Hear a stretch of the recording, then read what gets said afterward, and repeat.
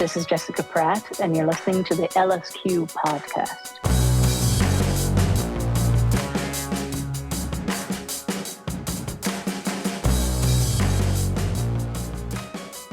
Sometimes you have a dream, maybe this is like once or twice a year, maybe not even that often, where it feels like very loaded and weighted in this way that you can't really argue with. And I look forward to those. And sometimes it's the same with songs, where sometimes you just get hit with something and you don't know where it came from. And it feels like there's no work involved. Like it's just sort of this thing that is delivered. I mean, that's when you get really lucky. Hey, I'm Jenny Elliskew. Thanks for pressing play on episode 114 with singer-songwriter Jessica Pratt, whose gorgeous fourth full-length, Here in the Pitch, has been one of my favorite albums of this year, and rightfully among 2024's most critically lauded LPs. Given how often folks describe the album as dreamlike or hypnagogic, it was fascinating to hear Jessica talk, as we did at the opening there, about the similarities between her dream life and her songwriting process, one of the many subjects we touched on in the upcoming conversation. With Jessica's distinct celestial voice and beautiful blend of folk, psych, bossa nova, and more, these songs conjure a feeling of being somehow beyond time, like they were born at the bottom of the ocean where everything moves at a different speed. The album is dreamier than dreamy, ghostlier than ghostly. I was fascinated to hear from Jessica about how growing up in the same household as her great-grandmother influenced her toward an early affinity with a bygone era of film and fashion, while her mother's adventurous taste in music inspired Jessica's own artful leanings toward If You Know You Know type of albums by Captain Beefheart or Nas. And where this conversation begins is with Jessica answering a question I asked about her approach to Here in the Pitch and how it was different from her earlier albums. Let's get into it. Yeah, I mean, it's one of those things where looking back, I did take a few years to make the record, which is like fairly luxurious, I guess. And with that expanse of time, I think I kind of got lost in my own world for a time there when I was making the record. I really just was like very down in it. And it was kind of the only thing I was doing, that there weren't a lot of other demands on me at the time, which was very fortunate. But I think even though that is very good for creativity, it can sometimes, it's like when you don't leave the house for 3 days or something, you start to kind of like spin out a little bit. And I think that there was a little bit of that while I made the record, but in a way, maybe some of that spiraling kind of energy was good. Kind of like when you just get so zoomed in on something that you're like completely consumed by it. So I think, yeah, just the amount of attention that I was able to dedicate to it. And, when you've been doing something for a while, like making records, you kind of maybe are a little more conscious of what you're doing each time. It can be difficult, when you first start recording or making music, like there is sort of this unconscious element to it that, you're not as aware of what you're doing. And you can actually lose some of that magic over time with, becoming more and more sort of aware of every step of the process. But I think it was the first time I had really thought about songs as an album in like a very cohesive way. Not that I had, never considered any aspect of that previously, but I was interested in the idea of making something that felt like sort of a collective whole. And, working with more musicians than I'd ever worked with before, instead of just trying to play things myself in whatever rudimentary way I could, like asking an amazing percussionist to come in to sort of like fill in some of the color that might have been missing. That really elevated things a lot. I mean, I could go on. I'd love for you to go on, but feel free whenever you're asking yourself, should I go on? The answer is yes, please do go on. But also, what I like to do on this show is really like just go back to the very beginning and get a sense of the earliest instances of doing this before you were ever even thinking about making albums. I mean, what do you remember about the kind of first times you felt the urge to be creative, like as a kid? I mean, it goes back very far. I was, definitely grew up in a household where creativity was encouraged. I was very visual as well as musical as a kid, but I would say the musicality was sort of more just me listening to a lot of music and being very interested in it and, singing along with stuff. But as far as actual creativity, it was more of a visual thing. I liked to draw a lot. That's basically the only thing I did when I was a kid. And then as I got older, maybe like, 13, 14, 15, I started like writing things that were essentially lyrics. I don't think I thought of them as poems. They were sort of in like song structure. Inevitably you find an instrument to help you execute that. So that was kind of how it began. And I would say I was really into fashion as a kid. I loved watching like runway shows, and I was just very into dreaming up that kind of stuff. I think when I was a kid, I like wanted to be a fashion designer, but obviously the childish sort of interpretation of what that means is a lot different maybe than what you would understand it to be as an adult. It's a little more complicated, I guess. Did that play out in other ways, the sort of interest in fashion? Like, did you, what were you putting together outfits for yourself and, being creative in that way? Yeah, I mean, I grew up in a house with my mom, my older brother, and my great grandmother. And my great grandmother and my mom were both like big thrift heads. So that was sort of like a way of life for us. Even like going through the dumpster behind the thrift store, like, I'm talking like a quaint small town thrift store, not like, Goodwill on San Fernando in Los Angeles or something, and like finding cool stuff they had discarded, like a rabbit fur hat and like some crazy plaid shorts or something. Yeah, I was really into kind of putting together crazy outfits. And I definitely remember like receiving both positive and negative attention for that.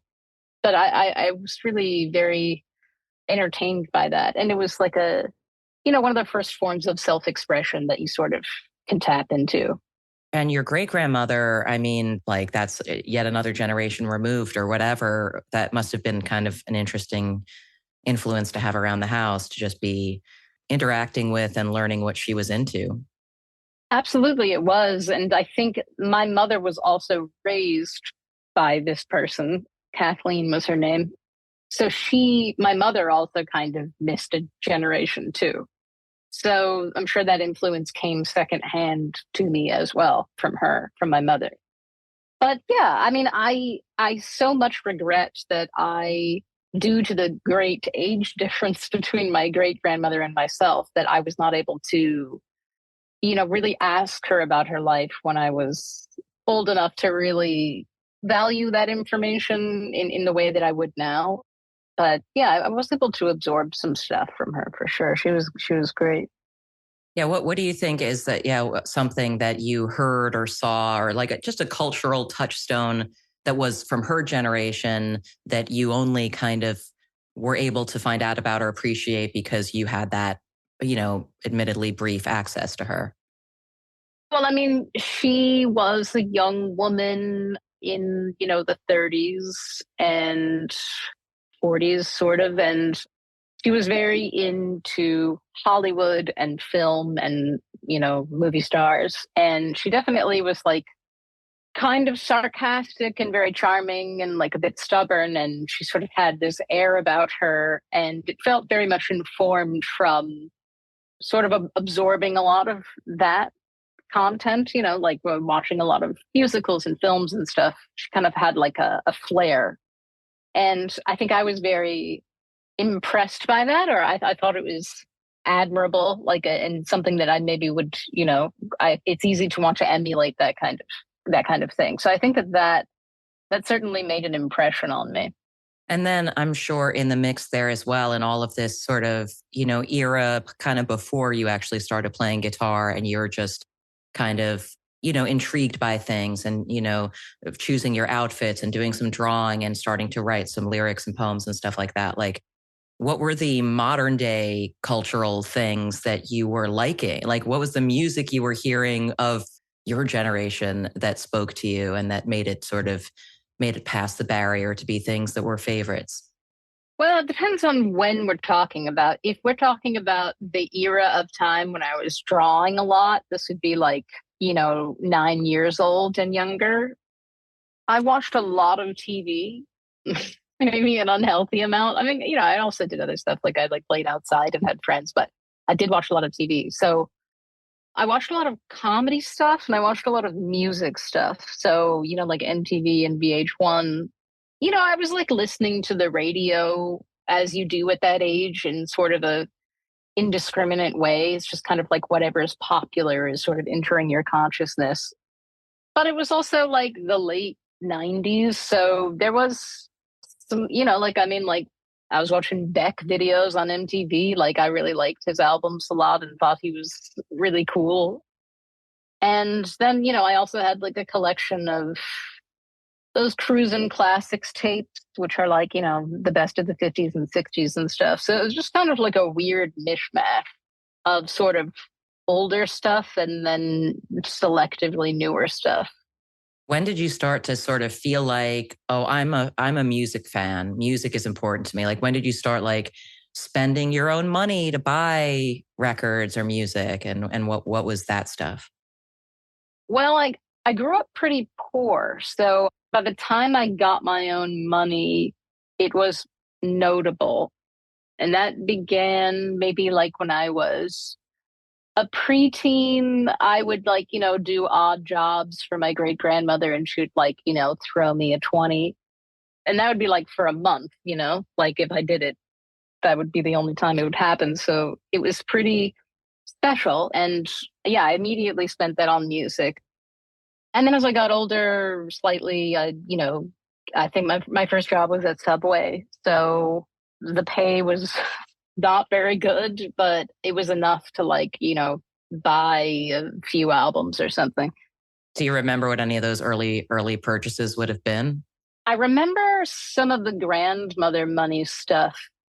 I remember buying the first Nas record, which had just been like reissued on CD and like an expanded.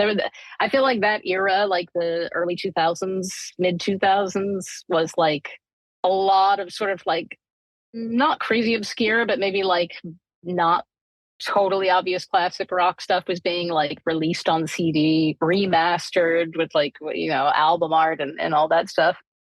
So it was actually fortunate for me because there was maybe cooler stuff at, say, a circuit city in my small hometown that might not have been there otherwise. For example, like Captain Beefheart and the Magic Band's Safe as Milk, like something that I didn't really fully understand what it was. I mean, I knew who Captain Beefheart was, but I didn't know what the record was going to sound like. It just like looked interesting and I knew he was like a cool guy. So, it's like kind of crazy that I was able to buy something like that at a place like Circuit City and it just like happened to change my life.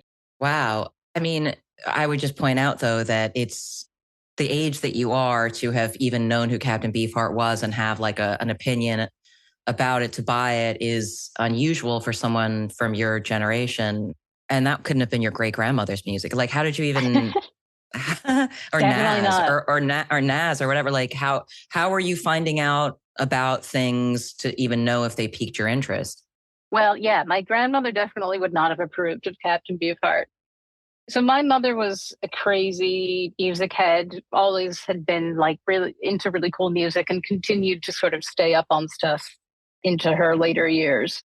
She'd always be like reading Mojo and Uncut and all like the rock magazines and stuff. So that was definitely a thing that we bonded over. And, I grew up listening to a lot of cool music because she was very interested in it and was always playing something cool. So, there was this like bedrock mainline resource there. And then I sort of like carried the torch, which is interesting how that works because it's not always guaranteed. I mean, my brother is not really interested in any of that stuff. So But yeah, so I was aware of some of that stuff, and once I turned like 13, I started getting into sort of music in an obsessive way. You know, that was the beginning. What would you say were some of the things about that Captain Beefheart Safe as Milk that rocked you so hard? I mean, it's just a fucking amazing record, but like, I think it was like the quality of the sound. I mean, obviously, there's a lot you can say about that record. Like, his voice is phenomenal. The songs are really good and catchy, and just the sounds of the instruments were, they're like very unique, like the sound of the bass and guitar, and just like rhythmically very unusual, but also, as I said, like they're kind of like 60s pop songs, but very bizarre sounding at the same time. And that sort of thing was very interesting to me. And was there contemporary music that was also just, interesting, adventurous, contemporary music that you were also, getting into at that point? Or was it mostly older stuff that you were kind of discovering? It was mostly older stuff, but I mean, I did listen to some contemporary stuff. I mean, like I got really into Elliott Smith, and I liked the Brian Jonestown Massacre when I was really young. Yeah, there was definitely some new stuff in there. And so that stuff was all, it sounds like what you're saying, if I'm following the timeline correctly, the being really into music and developing this beginning kind of palette of your taste was already happening when you started writing lyrics and then quickly figuring out that you wanted to play an instrument along with that. Yeah, I mean, it happened in that kind of way where maybe when you're like 10 to 13, you kind of are like, and you have like an interest in music, you sort of start getting into it in this very like patchwork kind of way where you're like, yeah, I like this one Moby Grape song, but then also I'm listening to like Jay-Z on the radio or so, it's like very random. And that certainly was how it went for me. So when did you, yeah, tell me more about this. So you got a guitar, you had been writing lyrics, sort of, you realized they weren't poems, they were more like lyrics. And so you got a guitar. Well, my brother, who's 4 years older, was trying to learn how to play the guitar, and he kind of got to sort of an intermediate place. And then I think that he realized he was only really interested in being sort of like this virtuosic player, and that, like, realistically, at that point in his life, he wasn't going to dedicate that kind of time to the hobby. So he kind of stopped playing guitar, and my mom had a guitar lying around too. So I just sort of had access to these couple of guitars that were around and started trying to learn the basics, not in any super ambitious way. It was just sort of, proximity and something that I thought about music at least a decent amount. So But your goal already at that point, if I'm understanding, was that you were writing. You wanted to learn to play so that you could write. yeah, to some extent, but it's interesting because I think that the way that I have always been is, to some extent, I am conscious of certain motives and certainly my interests, but that sort of like logical ambition of like, well, I really like music and I'd like to put these words to music, so I'll play guitar, and that'll be my drive. I wasn't really thinking that way. I've just kind of like, I've always sort of like floated in a certain direction without a lot of really concrete drive. And it has always been outside forces that inevitably kind of like push me a little bit more to a place where I'm sort of like intellectually grasping, okay, this is what I'd like to do. So again, it was kind of like a proximity thing. It was like, well, the guitar's here, so like I'll learn how to play. And I also had a slightly older, very close friend who was learning how to play the guitar, and she showed me like one finger picking pattern, and then I just like took it from there. But the sort of like kid with a dream thing, it's really not how it was. It's sort of like difficult to explain my thinking about it. It was very like semi unconscious. And I think maybe that's why it took me so long to kind of like really get anywhere with music, is because that was always my approach. It was kind of more like a private thing. And I didn't really have that like super distinct drive to like, be somebody or like broadcast my creative output to people. Oh yeah, I mean, and I guess I even mean not even in that sort of like doing it for others or doing it to have that be your identity, but just doing it out of like a genuine need to express yourself or feeling like I must, like, I guess I must do this. I feel called to do this. And so now I am. That's definitely how it was. And I think maybe you get a sense that what you're doing is interesting. And then that's when you start showing it to friends, and then you get feedback, and then you want to do it more. And it sort of builds on itself that way. But in this private universe of just kind of figuring out that it was meaningful to you to be playing a guitar and to be putting words to music and stuff like that, once you put those pieces together, did you start to feel this new feeling of this kind of just personal satisfaction that who knows where it comes from, or but was it something that registered with you where you're like, oh yeah, this makes me feel some kind of way? Yeah, absolutely. I think it was, my mother played music, and like very private for her as well. Never did anything with it. But, she had like an old Fender guitar amp that had built in reverb, and she had like a microphone, and she wasn't always using that. So, like, I kind of took it into my room and would experiment with it. And that was another thing where it was like kind of going back to the safe as milk thing where the sounds are very intriguing. I was very, when you hear the sound of uh, um, like a tube amp reverb, it was very like, oh, this is the thing that I should be going towards. Like there's something just sort of intrinsically correct about this. And I think that that's part of what drove me. And then, yes, sort of like being able to write songs in that way was exciting to me. And I felt like I had come upon something important for myself in a very pure way. And did it, I mean, in terms of just like expression and like obviously when you're an adolescent, there's a lot of confusion about what you're feeling and not lack of a internal language to even explain how you're feeling. I mean, was music, did it become this kind of way of understanding yourself in terms of like both what it sounded like and whatever you might have been writing about? Yeah, I think so. And I think at that point, I didn't really have, now when I think about making music, it is writing music and recording music. It's one of the only times that I feel like it's just kind of this like white noise headspace where I'm not totally in my critical brain. I'm sort of like in a creative place that feels very pure and devoid of, like anxiety and fear and all of the sort of like everyday existential weights that sort of hang around you.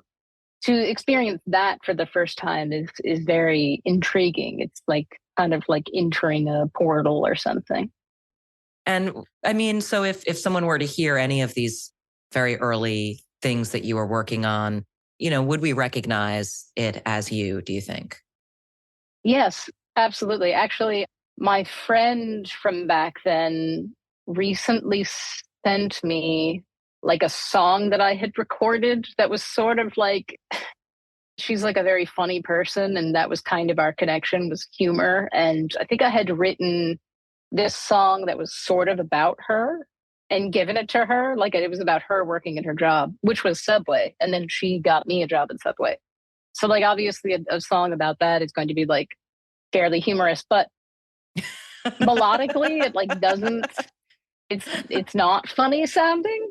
And then maybe it's sort of like the contrast of subject and emotion that was sort of amusing to me. But I recently heard it. I mean, I'm talking like 4 months ago or something, and there's totally a link to the current day me. So it's quite odd. I want to hear the song. Just like, so is it about it? Why does the bread smell that way or whatever it may?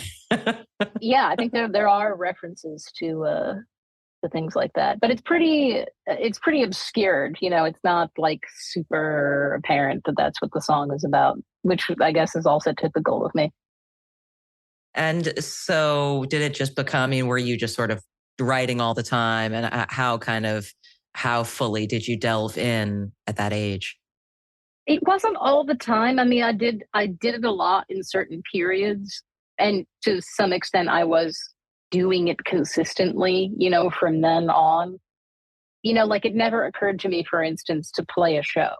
Like it just like didn't even cross my mind, even though all my friends were in the music scene and I was always going to shows, just like it never was something that I could entertain for myself or even thought to entertain for myself.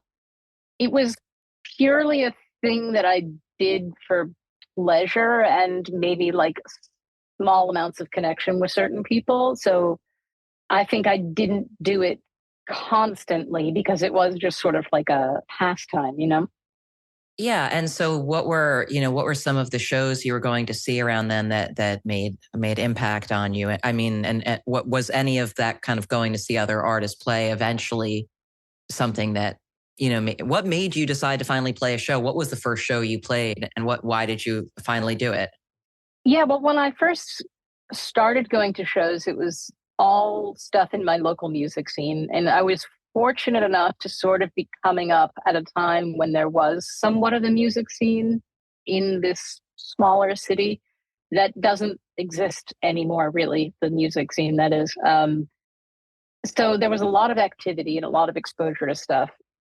And that was inspiring to me and interesting. I didn't really start going to bigger shows of bands that I like until a little bit later. I think the first one that I went to was to see Broadcast in San Francisco at the Great American Music Hall. That was like probably 2004 or five. And that was quite an experience because, I had listened to their music a lot, and to see them, I like went with my friend. We were in the front row. Like it was a whole endeavor that we had together. That was kind of pretty impactful. But even still, I didn't see that many shows around that time. I think I saw Joanna Newsom like in 2006. I didn't have that much money, so I was always kind of like scrapping around. When did you play your own show? What made you finally, you said it was a while before you played your own show. What made you do that? Other people telling me I should. Um, Shortly after the Broadcast thing, I ended up moving to San Francisco. I started seeing a boy who had lived in San Francisco for a few years. And it was definitely like small mouse moving to the big city kind of experience. And he was involved in the local music scene there. And he was kind of spreading the gospel about my music and was very much gung ho about trying to sort of get me to take myself seriously. And I ended up opening for someone at a venue in SF that it felt like a big show to me. I was terrified, but people liked it. So So you were terrified going into it and during it. Did you feel afterward like yeah, how did you feel afterward? Or did it continue to be something that you were like felt maybe reluctant about initially?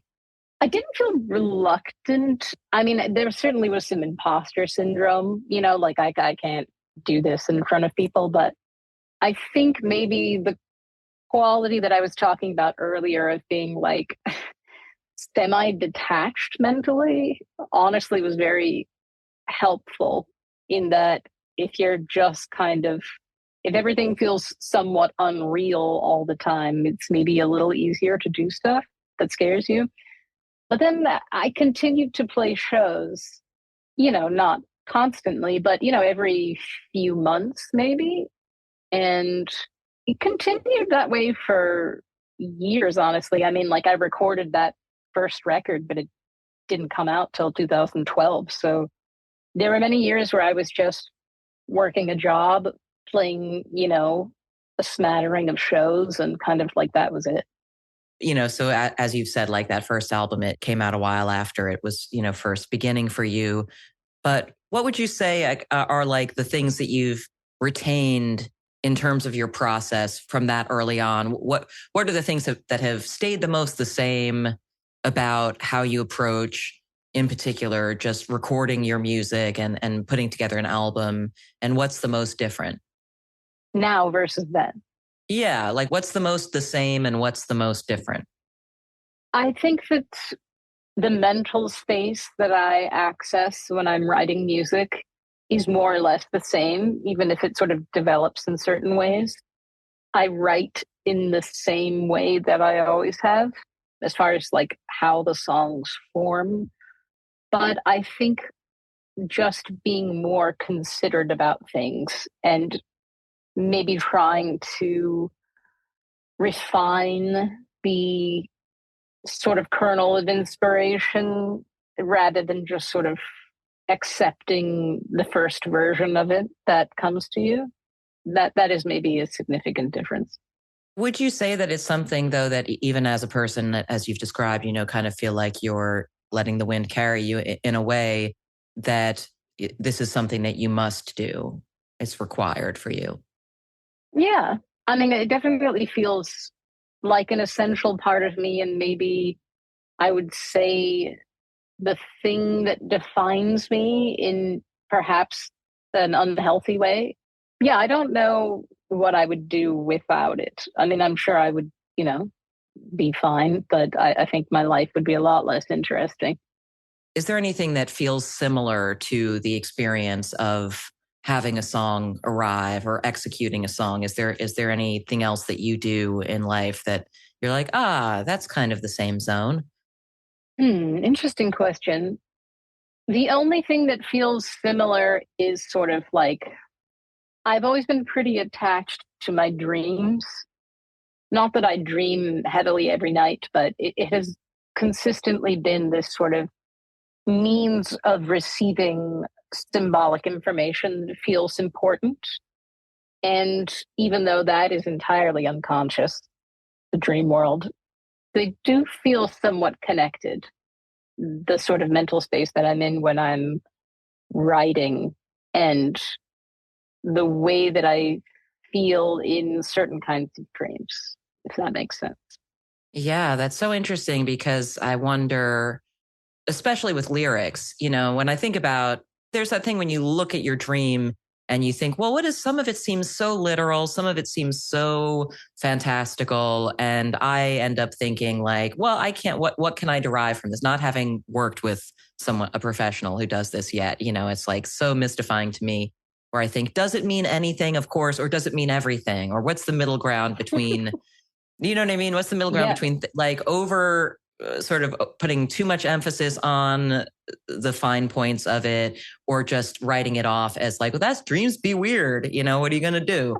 And so I wonder if, since you've made this comparison, when it comes to, writing your lyrics or something and refining your lyrics, like if that's sort of a similar thing, like how much editing and revising do you do versus this kind of thing of reminding yourself, like, no, just trust what came to you because it's sort of like in the dream world where it means something even if you don't know what it means.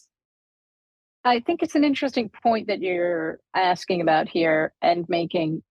And I think that I hope that this is true, but for myself, I feel like one of the few skills that I have in the creative realm is to be able to identify the meaningful sort of symbolic things and sort of maybe even just when a sound or when a movement or when music just feels inherently imbued with something. I think it can be the same with dreams. I mean, depending on where you are at any given time, you can want to believe that there is more to a dream than there is. I think that I tend to be fairly self critical and cynical about myself, toward myself. So it's sort of like a devil and an angel on each shoulder when it comes to sort of dream interpretation or maybe musical ideas coming to you, where it's sort of like you have to be aware of the sort of mystical element that is present in order to fully utilize the material that you have. But at the same time, you want it to actually feel meaningful. So I don't ever want to feel like I'm talking myself into feeling like something is important. So it's kind of the same for both songs and dreams. Sometimes you have a dream, maybe this is like once or twice a year, maybe not even that often, where it feels like very loaded and weighted in this way that you can't really argue with. And I look forward to those. And sometimes it's the same with songs, where sometimes you just get hit with something and you don't know where it came from. And it feels like there's no work involved. Like it's just sort of this thing that is delivered. I mean, that's when you get really lucky.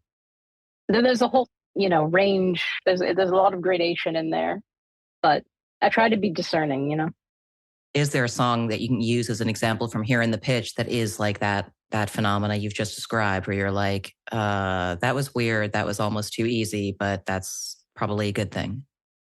Yeah, I mean, the funny thing is that a lot of the time, those are the songs that make it to the record. And I don't know if that means, sometimes they feel kind of like preordained or something. Life is the last year. Those were certainly songs where that happened. Maybe like Get Your Head Out. A lot of them really, I feel like those are kind of, that's maybe the frustrating thing, is that you're lucky enough to have some of those things hit you. And the times where it's not happening, you very much want to just manufacture that same experience. And not to say that like songs you have to work for aren't worthwhile, because, there's also that half of it too. But it sure feels good when it just sort of lands in your lap. I can only imagine, truly. And is and is it, I mean, does that happen when you're sitting down to work on music, or a song like that, does it just sort of like hit you like a brick in the head? No, I wish I was like a Mozart or something. I could just like hear entire movements in my head while I'm like at the bank or something. But I certainly write with a guitar, and that's how it comes to me. There have been maybe times where melodies enter my head, but I find that I'm never quite able to work them out. Maybe it's more in the sense of like, you could be in a certain mood, or there could be a certain sort of like feeling that you have, and that might be translatable. But yeah, generally it's just, I sit down with the guitar and something happens. You mentioned at the beginning of this conversation that, you're maybe going to use some of your time in December to be thinking about the next crop of tunes. Has any of the substance of that already started to arrive?